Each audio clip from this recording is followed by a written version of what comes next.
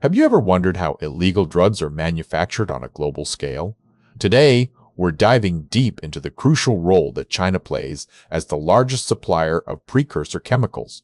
Precursor chemicals are substances used to manufacture illicit drugs.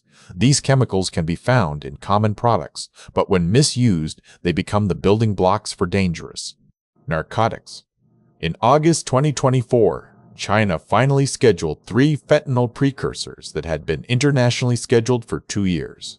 This delay highlights the complexity of regulating such chemicals.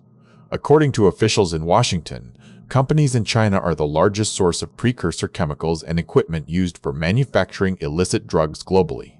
Precursor chemicals from China are increasingly being shipped to Mexico and Central America, where they are transformed into methamphetamine before crossing the border into the United States.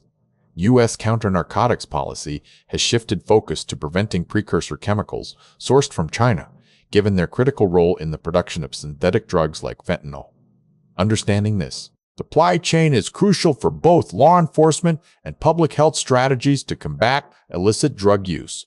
China's role, therefore, remains a focal point in global counter-narcotics efforts. So there you have it, the critical role of China in supplying precursor chemicals for illicit drug manufacturing. What implications do you think this has on global public health strategies? Share your thoughts.